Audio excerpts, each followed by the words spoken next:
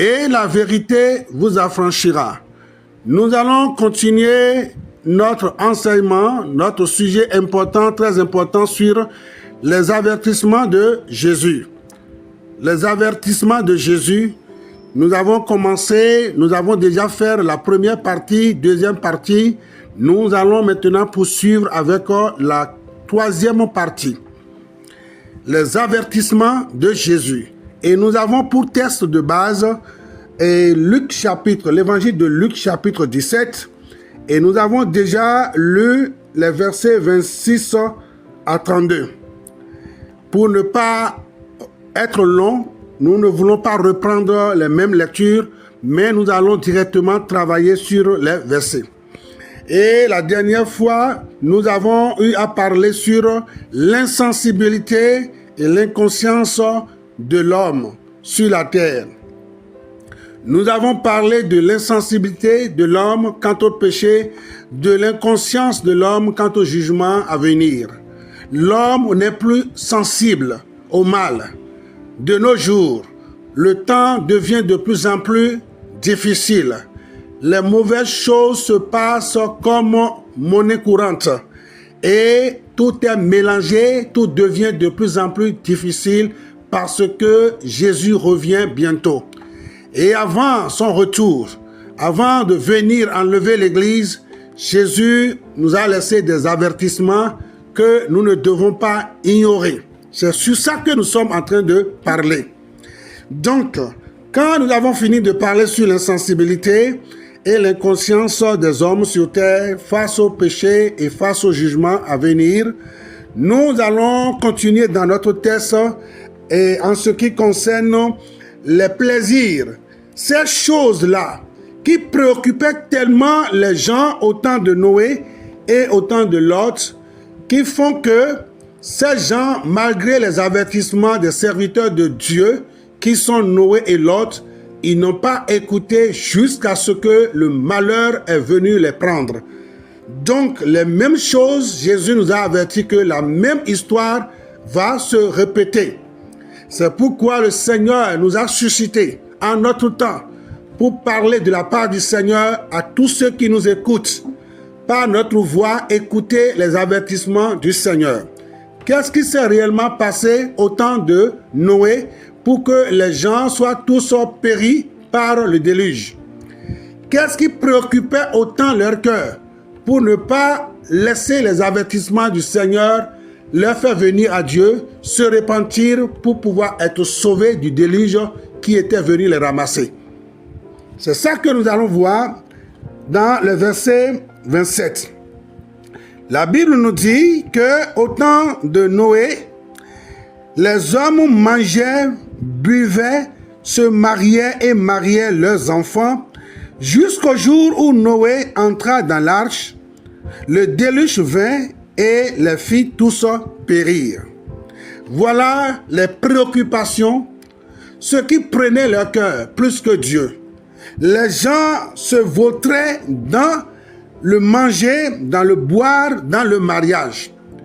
Mais laissez-moi vous dire, est-ce que Dieu est en train de vouloir quelque chose et en même temps son contraire?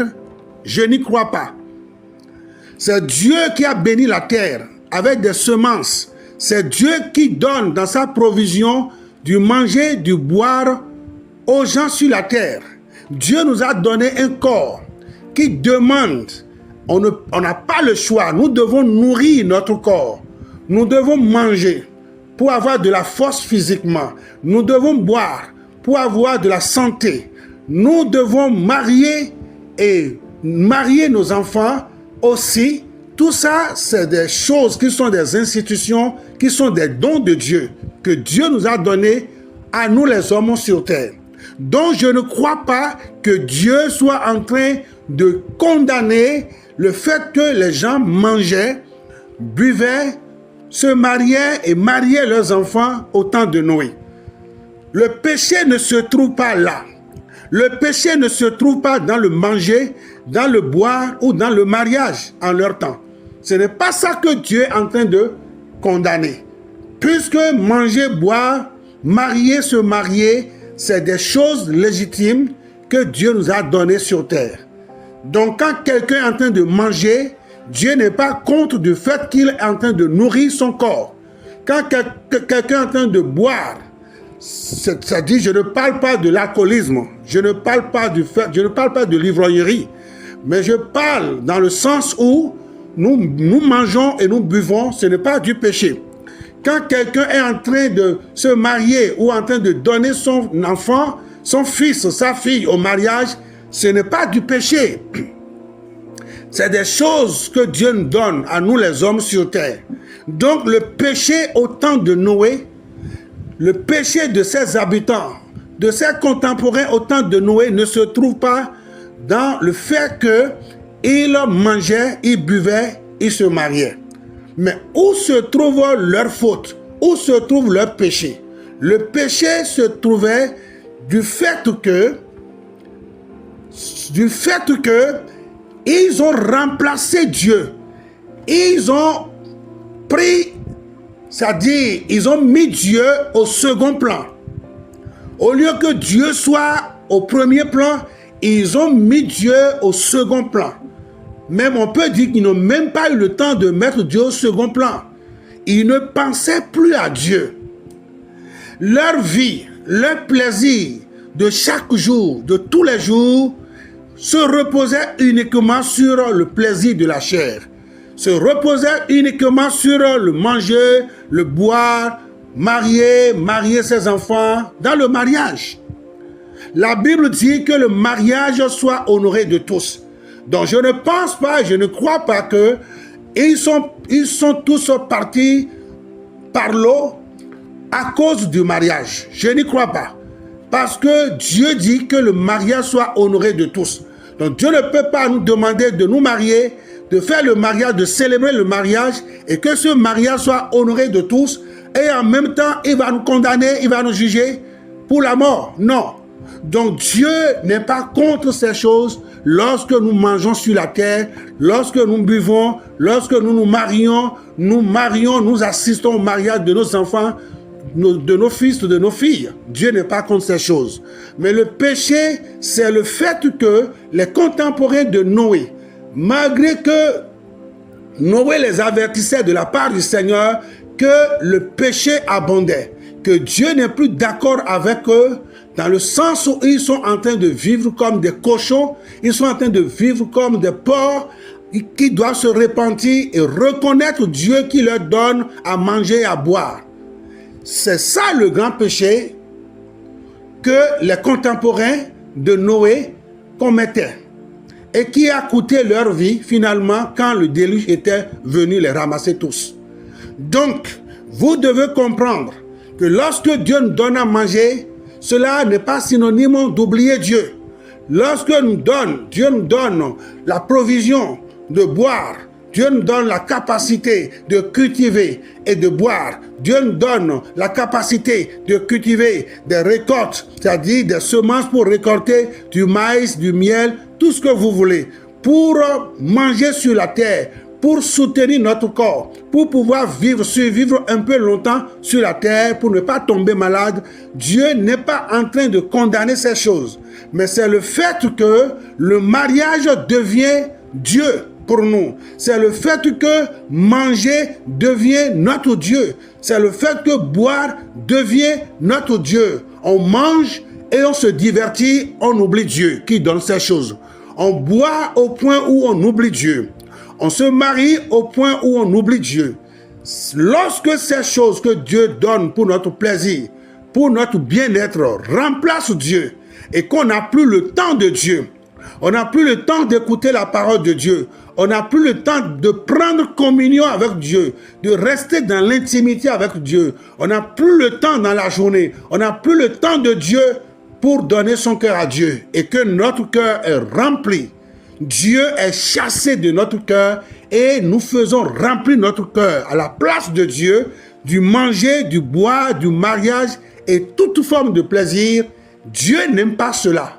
Dieu se fâche. Dieu est contre quoi que ce soit que nous pouvons prendre pour le remplacer dans notre pensée, dans notre cœur, dans notre force. C'est pourquoi l'un des commandements de Dieu dit, il faut aimer le Seigneur de tout son cœur, de toute son âme, de toutes ses pensées et de toute sa force. C'est le premier commandement. Nous devons aimer Dieu plus que tout sur la terre. Mais voilà qu'aujourd'hui, de nos jours, les gens se donnent autant aux buvettes. On travaille toute la journée et au lieu de rentrer pour chercher Dieu, au lieu de rentrer pour lire la Bible, au lieu de se donner sa vie à Christ, c'est-à-dire accepter Jésus dans son cœur, on met tout ça en arrière. On ne veut pas, on n'a pas ce temps pour Dieu et on ne pense pas à Dieu. Nous pensons plus à notre manger, à notre boire et à notre mariage que tout. Beaucoup aujourd'hui ne savent plus ce qu'il faut faire quand il s'agit des hommes. Ils ne savent plus ce qu'il faut faire avec des femmes. Et beaucoup de femmes ne savent plus ce qu'il faut faire avec des hommes. Tout est mélangé, l'adultère est au top, l'impudicité est au top. Lorsque ces choses commencent par avoir votre cœur, commencent par occuper votre cœur plus que Dieu, alors sachez que vous êtes déjà dans le jugement de Dieu. Parce que Dieu ne veut pas que l'être créé à son image, selon sa ressemblance, l'oublie pour aucune chose sur cette terre.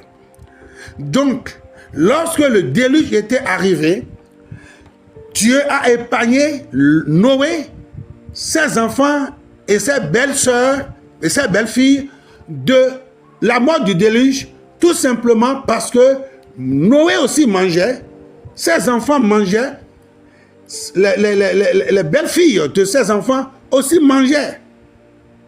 Et ils se donnaient le plaisir de quand même boire un peu, s'il s'agit du vin, de boire de l'eau. Ils faisaient le mariage.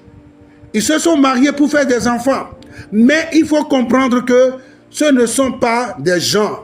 Ce n'est pas une famille de Noé qui a complètement déconnecté de Dieu, complètement mettre Dieu de côté pour dire on vit pour le manger, on vit pour le boire, on vit uniquement pour le plaisir de la chair qui est le sexe. Donc vous qui m'écoutez, manger, boire, se marier, marier ses enfants, ce n'est pas ça qui est le péché. Mais c'est le fait que ces choses viennent à chasser Dieu de votre pensée, de votre cœur. C'est le fait que ces choses deviennent votre idole, deviennent Dieu dans votre cœur plus que Dieu qui vous a mis sur terre. Repentez-vous, vous qui passez des heures, des jours, des semaines, rien que pour des fêtes, rien que pour entretenir votre chair, rien que pour se donner du plaisir au point d'oublier que vous avez un retour à Dieu. Repentez-vous, sachez que Jésus a averti. Jésus dit qu'il va revenir et que beaucoup de personnes vont se retrouver dans le même péché du manger, du boire, du mariage, au point d'oublier qu'ils ont besoin de Christ dans leur vie. Repentez-vous et ouvrez votre cœur à Christ. Repentez-vous et acceptez le Christ dans votre cœur. Dieu ne condamne pas du fait que nous travaillons. Dieu ne condamne pas du fait que nous faisons de l'économie. Dieu ne condamne pas du fait que nous trouvons à manger, à boire, à se marier. Dieu n'est pas contre ces choses. Mais lorsque ces choses sont devenues nos idoles, lorsque ces choses sont devenues nos idoles, devenues notre Dieu, et que le vrai Dieu, le souverain Dieu est oublié, mis de côté, on ne veut pas de sa parole.